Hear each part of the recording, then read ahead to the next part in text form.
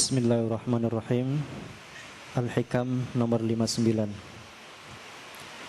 La ta'azumudz dzanbu 'indaka 'azamatan tasudduka 'an husnidz dhanni billahi ta'ala fa inna man 'arafa rabbahu istasghara fi jambi karamihi dzambah.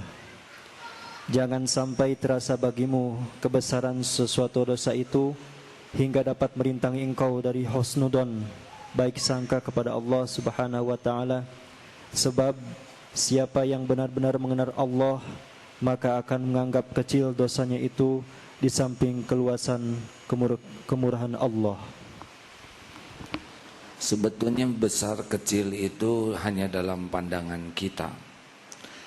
Tidak ada yang kecil dalam pandangan Allah.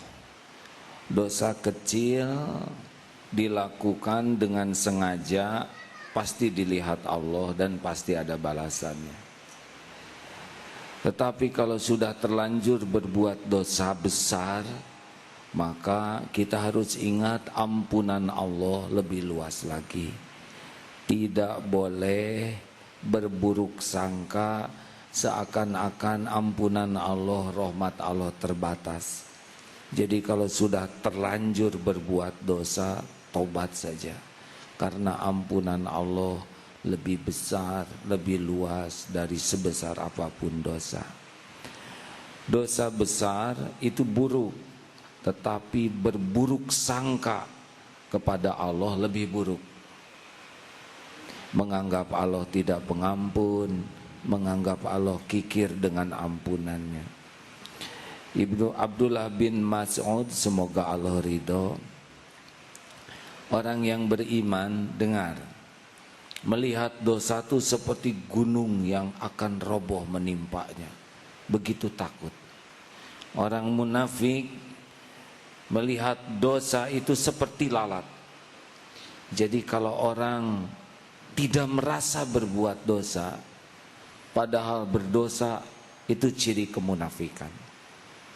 Orang-orang yang tahu kepada Allah, tahu bahwa dirinya itu pasti banyak dosa. Seperti sholat asar barusan. Sholat asar barusan, kita harusnya lebih banyak mengharapkan ampunan Allah dalam sholat itu daripada mengharapkan pahalanya. Karena dalam sholat barusan banyak ngaconya, banyak tidak khusyuknya. Bayangkan, kita diundang oleh misal presiden atau gubernur saja. Gubernur sudah memperhatikan khusus. Nah, kita yang minta pertemuan khusus, yang sangat khusus, tapi selama pertemuan ngelantur, mikir kemana-mana, ngomong kemana-mana. Coba, lebih mengharapkan pemberian dari gubernur atau mengharapkan kemaafan dari gubernur? Sholat barusan tuh kita lebih mengharapkan diampuni Allah, karena ngaco selama sholatnya. Kalau sholat khusyuk ngarep sesuatu, nah itu pantas.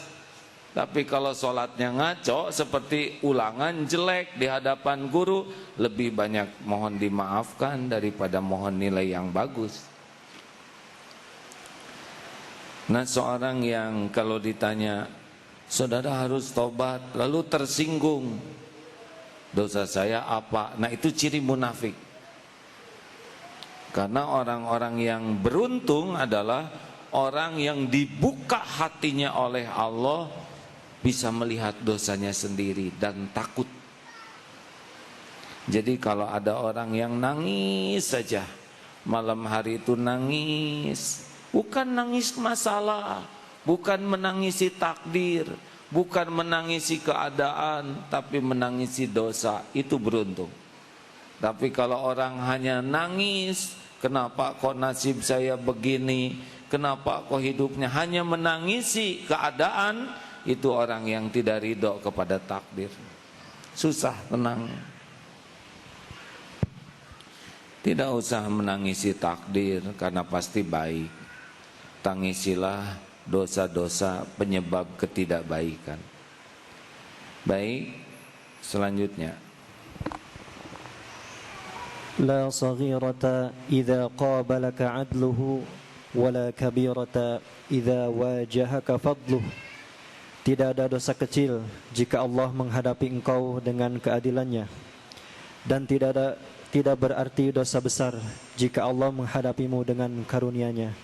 Rasulullah sallallahu alaihi wasallam bersabda, "La kabirata ma'al istighfar wa la saghirata ma'al israr." Tidak ada artinya dosa besar jika disertai dengan istighfar atau minta ampun, dan tidak dapat dianggap dosa kecil jika dikerjakan terus-menerus. Ada anak-anak yang sedang main? Ada ya?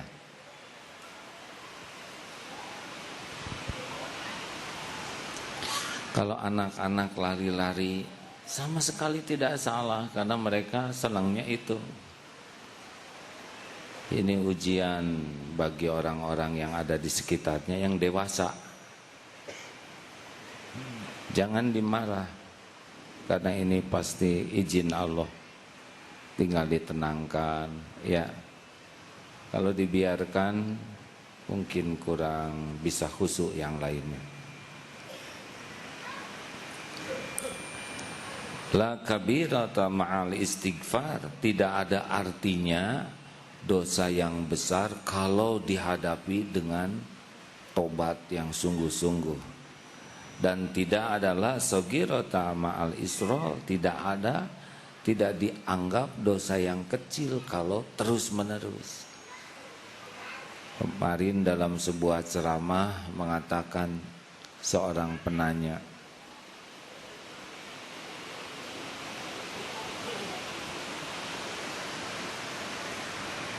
saya kalau di pengajian enak, tenang, rasanya mantap. Tapi kalau saya sudah pacaran, tiba-tiba saya jadi tidak tenang. Padahal saya pacaran hanya dosa kecil, begitu. Disebutnya hanya. Nah, dari sini saja sudah ketahuan, ya, bahwa menganggap remeh dosa kecil akan berulang itu dosa kecil. Dan dosa kecil yang berulang bisa jadi dosa besar. Hadirin sekalian, tidak ada yang luput, ya. Kalau setiap dosa yang kita lakukan, misalkan dosa kecil mengeluarkan belatung, satu, sering melakukan dosa kecil, kira-kira seperti apa diri kita, kan? Kalau setiap pikiran kotor mengeluarkan belatung di kepala kita. Kalau dosa besar, lele, oh dosa sedang, nah, kurang menarik lele. Ular, menjijikan kita ini. Dosa kecil yang terus menerus sama dengan penuh belatung diri kita ini, ya kan? Benar? Jadi sebaiknya hindari dosa sekecil apapun. Kalau tergelincir segera istighfar. Bagaimana kalau kita tidak segera tobat? Nah, kalau Allah sayang kepada kita, nanti Allah akan mengingatkan kita dengan berbagai kejadian. Dompet hilanglah, sakit, di PHK, uang habis. Pokoknya kalau kita disayang Allah, kita akan diingatkan dengan berbagai kepahitan sebagai jalan kafarahnya. Jadi kalau kita sering ditimpa pedih, sakit, nelangsa, itu ciri-ciri sedang difasilitasi untuk bersih. Kalau kita fokus kepada tobat, cepat hilangnya. Tapi kalau tidak fokus kepada tobat, lama sakitnya. Kayak orang anak kecil dimandikan, sambil dimandikan ikut bersih-bersih, pasti cepat bersihnya, ya. Tapi kalau sedang dimandikan orang tua, lari sana, lari sini, malah main pasir lagi. Ini bisa berhari-hari dimandikannya. Maka kalau ada kesulitan, kepahitan, tidak usah banyak pikiran, tobat saja. Seperti Nabi Yunus, 3 kegelapan, gelapnya malam, gelapnya laut, gelapnya perut ikan. Apa di dalam perut ikan Nabi Yunus menyalahkan umatnya? Dasar umat ngaco, bebal, dinasehatin, diajak ke sorga, enggak nurut, saya jadi sengsara. Enggak. Apakah Nabi Adam ketika diturunkan dari sorga menyalahkan iblis? Dasar si iblis, tukang tipu, saya nabinya ditipu. Tidak. Si Hawa lagi pakai ikut-ikutan, harusnya jadi istri tuh malah enggak. Yang dipikir mah cuma satu saja. Rabbana zolamna anfusana. Ya Tuhan kami sudah zolim kepada diri kami sendiri. Kalau Nabi Yunus, subhanaka inni kuntu minadz zalimin. Itu tuh kalau dalam kesulitan, kepahitan, karena dosa-dosa yang enggak kita akui, dosa-dosa yang enggak kita tobati, itu pasti neken, pasti neken. Pasti neken. Daripada mikirin masalahnya, lebih baik pikirin dosa, tobat saja. Coba seperti Nabi Adam, tidak banyak pikiran selain minta ampunan Allah. Hasilnya naik derajatnya. Nabi Yunus 3 kegelapan, gelap perut ikan, gelap lolos. Bukan mikirin jalan keluar, mikirin ampunan Allah. Makanya kalau saudara dalam kepahitan, kesulitan, kebanyakan mikir, nambah tuh. Tobat dulu. Pasti nanti bonus pertama apa? Kalau tobatnya benar, tenang. Bonus kedua apa? Warazaqahu min kedua apa? Jalan keluar. Wa min kulli doikin makhrajan. Hadiah yang ketiga, warazaqahu min haitsu la yatasib. Jadi jangan takut oleh masalah. Jangan takut dan jangan sibuk memikirkan jalan keluar masalah. Jangan dulu. Enggak akan kepikir. Kalau dosa masih banyak enggak kelihatan. Tobat. Tobat. Di perut ikan di laut itu tidak cari jalan keluar dari perut ikan. Tobat dulu. La ilaha illa anta subhanaka inni kuntu minaz zalimin. Ada caranya nanti. Sudah waktunya diterima oleh Allah. Ini tobatnya udah benar, udah remuk hatinya, udah banjir air mata yang tulus. Nanti bonus pertama, Allah huwallazi anzala sakinah. Tenang. Persoalan masih ada, tapi ini udah enggak takut apa-apa. Nanti tobatnya terus, mulai Allah buka. Mungkin si ikannya dibuat mangap, menguap, yang pleng keluar tuh. Saya tidak tahu bagaimana Nabi Yunus bisa keluar dari sana, ya. Atau bersin mungkin, dari hidung, ya. Keluar, pokoknya mah terserah Allah lah. Ikannya juga milik Allah. Kalau Allah mau ngeluarin saja. Bagaimana nanti terendam air, mungkin ikannya oleh Allah dibuat ke atas, mendarat dekat pulau, ya gampang lah. Setiap ikan milik Allah, takluk kepada Allah. Masya Allah. Cukup, terima kasih. Ada yang mau ditanyakan? Tidak rumit hidup ini ya. Yang rumit itu adalah yang tidak mau tobat. Wa man lam yatub faulaika humudz zalimun. Orang yang tidak mau tobat itulah yang zalim. Kenapa tidak mau tobat?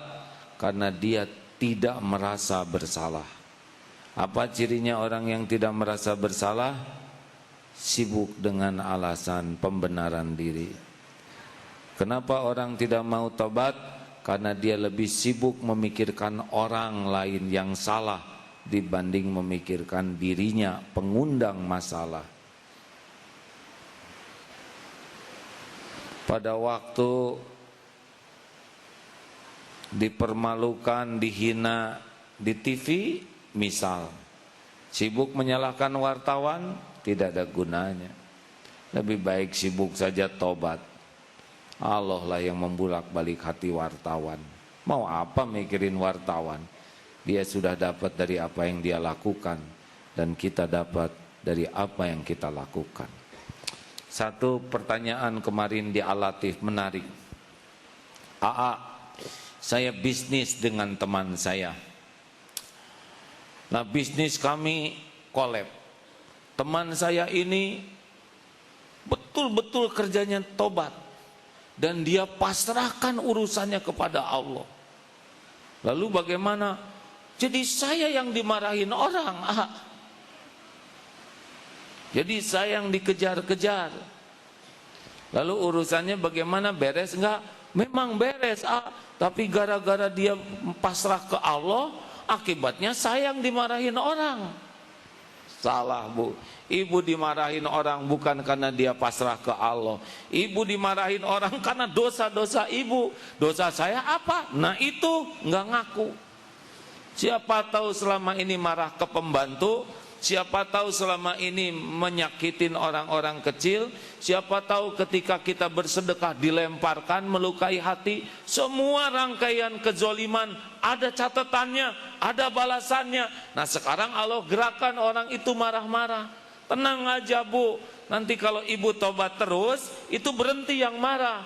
Bagaimana sekarang? Yang marah sudah berhenti belum? Sudah, tuh kan. Bagaimana bisnisnya sekarang? Sekarang lebih bagus tuh kan. Karena semua kepahitan itu kecil dibanding dengan nikmat yang Allah sediakan bagi ahli taubat. Kan bisyai, sedikit. Semua kepahitan itu sedikit dibanding dengan nikmat yang besar. Dihina 7 tahun itu sedikit dibanding dengan nikmat yakin ke Allah, nikmat tawakal, nikmat iman. Tidak ada apa-apanya 7 tahun. Benar? Tapi sayang, banyak orang yang tidak mau menikmati kepahitan. Padahal kepahitan itu karunia. Kepahitan bagi orang yang ingin mendekat ke Allah adalah hari raya. Bukan pengen pahit, tapi kalau dikasih pahit, nikmati. Jangan menangisi kepahitan, tangisi dosa pengundang kepahitan. Terima kasih. Tidak ada pertanyaan? Kalau tidak ada, selesai. Mau nanya ya? Dari sini mau ngacungnya sini dulu. Silakan. Assalamualaikum warahmatullahi wabarakatuh. Terima kasih ya. Terkadang saat dimana kita menghadapi kenyataan yang terjadi pada diri kita, apakah itu adalah kejadian yang diakibatkan karena keteroran dalam hidup kita, ataukah itu karena menjadi sebuah cobaan dari Allah SWT? Yang pertanyaan pertama adalah bagaimana membedakan hal itu? Ya. Jawabannya enggak usah dibedakan. Apakah ini kepahitan karena dosa saya, atau kepahitan ini karena Allah menetapkan harus terjadi begini? Gak usah dibedakan, pikir satu aja, ini karena dosa saya. Nanti kesolehan ya gak kita. Pokoknya ada dosa nih yang ngundang saya begini. Jadi dosanya di mana, kepahitannya bentuk apa, bisa beda-beda. Ini tertarik seorang mahasiswa yang kerja di Jerman sana, baru juga ngantor, tiba-tiba bosnya marah-marah, padahal nggak bikin salah, tapi hebat mahasiswa ini. Menurut saya, dia pikir saya nggak punya salah, si bos marah-marah, pasti saya punya dosa nih hari-hari ini. Jangan-jangan istri saya nggak saya bangunkan untuk sholat subuh, jangan-jangan di jalan ada yang harusnya sedekah saya tidak. Si bos mau bagian marah nyakitin, tapi dosa pengundangnya. Jadi daripada memikirkan si bos yang marah, lebih baik istighfar. Sambil kerja tuh istighfar. Sore hari bosnya ngomong gini, maaf ya, tadi saya lagi lost control, lagi kurang stabil. Kamu nggak salah, jadi saya marahin. Berapa gajinya biasanya sejam? Saya 8,5 euro. Ya udah sekarang 10 euro. Gitu tuh. Sore tuh. Sekarang rada ditunggu-tunggu bosnya marah ya. Udah sarana tobat, udah pembuka rezeki yang tidak diduga-duga. Begitu? Nah, biasanya kalau ada yang marah gitu kita fokus ke yang marahnya. Apa? Saya salah apa? Kenapa dia marah-marah? Terus aja ke sana. Dia lihatnya ini yang padahal banyak dosa dia. Pengundang ini marah. Ini hanya digerakkan aja oleh Allah. Seksi menguji kita, ya. Seksi melukai hati kita. Gitu. Kayak rezeki juga kan, kerja di sini nggak harus dari sini semua. Kita kerja di sini, kalau Allah mau buka dari pintu lain. Dan Allah mah nggak diatur oleh kita, betul? Enak. Makanya tidak usah rewel hidup ini ya. Banyak tobat. Kalau punya banyak tobat, air mata tobat dan air mata syukur udah dapat tuh. Air mata tobat bikin bersih, bikin tenang, bikin solusi. Air mata syukur membuka. La in syakartum la azidannakum. Nah, jadi kalau orang ahli tobat itu sabar. Tapi berusaha sabar belum tentu tobat dan belum tentu sabar. Mengerti? Kayak kaca mobil kotor. Terus aja lihat, pasti enggak ngaco, pasti jadi ngaco. Nyetir dalam keadaan kaca kotor, mending bersihin kaca, nanti kelihatan jalannya. Begitu adik-adik yang banyak cita-cita, banyak tobat ya. Tapi kan kami masih muda. Ya sekarang pemuda sekarang kan dosanya dikit tapi paten-paten loh deh. Masya Allah. Astagfirullah. Terima kasih ya. Ini hujan di luar. Jangan ada selintas pun hati yang jelek terhadap hujan. Terserah Allah. Mau kecil, mau sedang, mau besar, terserah yang punya langit dan bumi. Setiap tetesan hujan pasti bertasbih ke Allah, ya. Alhamdulillah hujan. Allah lagi punya rencana sendiri. Airnya sama, tanahnya sama, nanti yang jadi pohon beda-beda. Ada rumput Jepang, ada rumput gajah, ada rumput liar, ada pohon, ada selada, ada seledri, macam-macam. Padahal airnya sama, pohonnya juga, tanahnya sama. Ada bunga, warnanya beda-beda, bentuknya beda-beda. Padahal airnya sama, harumnya beda-beda. Ada yang harum jengkol, namanya pohon jengkol. Nanti jadi buah, macam-macam. Ada kulit, duren, tajam-tajam. Siapa yang ngarang ini? Di dalamnya legit, enak, bijinya keras, ada salak, sekelilingnya duri, bungkusnya bagus, ada selaput yang mulus, krek, apalagi salak. Salak apa yang enak tuh? Salak pondok, krek, di dalamnya ada lumutan, bijinya keras. Siapa yang naruh di sana lagi? Belum lagi pisang, mulus, bungkus kita kurang bagus, bungkus orang mah nggak jelas, dikupas, di dalamnya mulus, airnya sama, tanahnya sama. Fabi ayyi ala'i rabbikuma tukadziban. Harusnya makan pisang tuh nangis. Kenapa? Karena cuma satu ya. Saya ada yang kirim buah-buahan tadi. Aduh ya Allah, ini bagus-bagus buah tuh. Lihatnya aja udah takjub. Takjub kepada yang mendesain, mengatur kombinasi warna, meletakkan kulit, bulu-bulu halusnya. Masya Allah.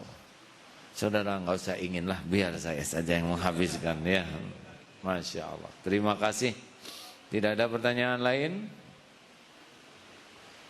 Terima kasih. Senang tidak ilmu tauhid ini? Kenapa Rasul dan para sahabat senang terus? Kita aja kenal kepada orang baik enak, benar?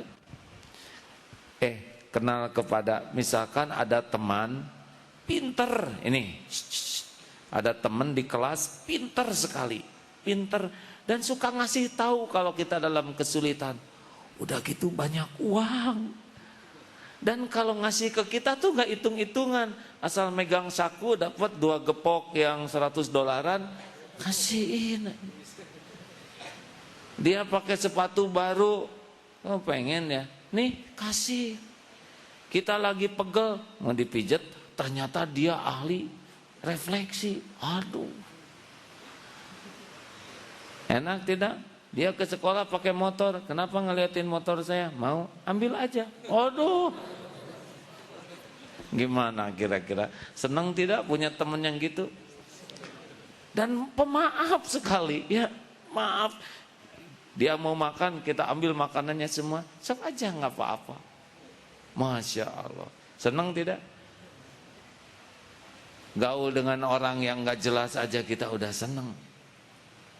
Baru ceritanya, bagaimana Rasulullah dan para sahabat bergaul dalam tanda kutip dengan Allah yang maha baik, albir, yang maha bijaksana, yang maha kaya, yang maha pemurah. Pasti senang terus, benar? Makanya kalau hidup ingin bahagia harus sering sama Allah, nyenengin. Dengernya aja saudara senang, betul? Saudara sih kebanyakan gaul sama orang, nyebelin. Saya juga orang, hadirin. Badan dengan makhluk, hati dengan pencipta makhluk. Masya Allah. Baru bahagia. Namanya Rabbana atina fid dunya hasanah, itu adalah hati yang yakin, patuh, pasrah, baru nikmat. Gitu deh. Jelas ini SMK. Para pemirsa, tolong rekaman ini diawetkan ya. Siapa tahu manfaat ceramah ini. Akan datang suatu saat yang ceramah ini udah enggak ada lagi di kursi ini. Ya, pasti nih suatu saat saya akan berakhir hidupnya. Pasti enggak akan kedengaran lagi suara dari aslinya. Tapi mudah-mudahan rekaman ini tetap manfaat. Ya. Terima kasih. Allahumma salli ala Sayyidina Muhammad wa ala alihi wa ashabihi ajma'in. Alhamdulillahi rabbil alamin. Ya Allah, Rabbana taqabbal minna salatana wa qiyamana wa syiyamana. Rabbana taqabbal minna ya Allah. Innaka antas samiul alim. Innaka antas samiul alim. Innaka antas samiul alim.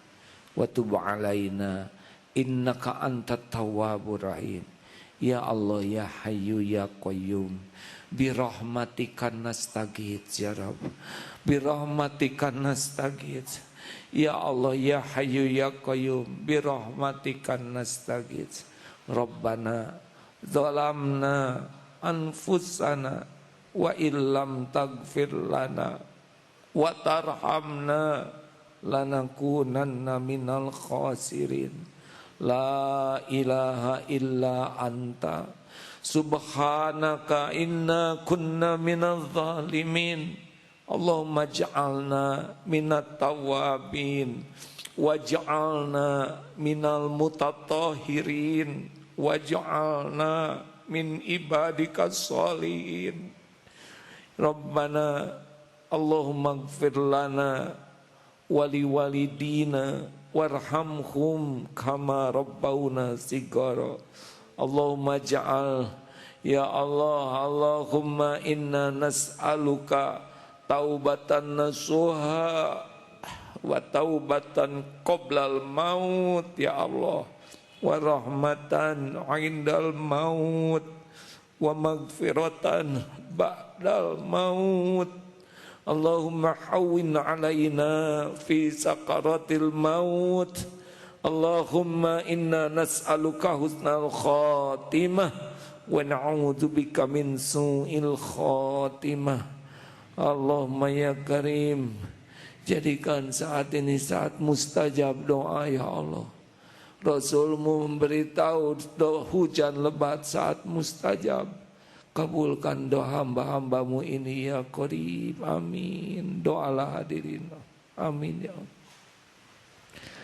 Wa huwa ma'akum aina ma kuntum Dia bersamamu dimanapun kamu berada.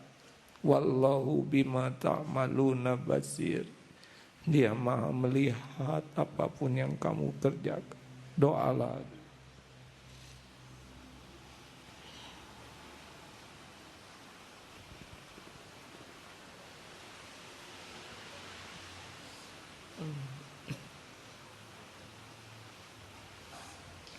Ya Allah, Allahumma rizukna al-istiqamah. Rabbana ya muqallibal qulub, tsabbit qulubana ala dinik. Allahumma musarrifal qulub, sarrif qulubana ala ta'atik. Kabulkan doa hamba-hambamu ini ya Allah. Jadikan kami hafiz-hafizah ya Allah, yang mengamalkan Qur'an-Mu, mendakwahkan Qur'an-Mu, menikmati hidup dengan Qur'an-Mu. Ya Allah, belenggu hati ini sehingga tidak pernah lepas dari-Mu. Ya Allah, tutup semua jalan selain hanya jalan menuju-Mu. Ikat kaki kami ya Allah, kecuali langkah menuju padamu. Ya Allah, robohkan setiap sandaran hidup ini selain bersandar padamu. Cabut rasa takut ini ya Allah, dari apapun, dari siapapun, selain takut tersisih darimu. Takut engkau tidak suka, takut engkau tidak merindukan kami. Berkahilah majelis ini ya Allah. Walau kami tidak melihatmu dengan mata ini, buatlah mata hati kami selalu yakin setiap saat padamu. Allahumma ighfir lil mu'minina wal mu'minat wal muslimina wal muslimat al ahya'i minhum wal amwat. Rabbana atina fid dunya hasanah wa fil akhirati hasanah wa qina adzabannar. Amin ya rabbal alamin. Alhamdulillah. Terima kasih hadirin. Subhanakallahumma wa bihamdika asyhadu alla ilaha illa anta astaghfiruka wa atubu ilaik. Assalamualaikum warahmatullahi wabarakatuh.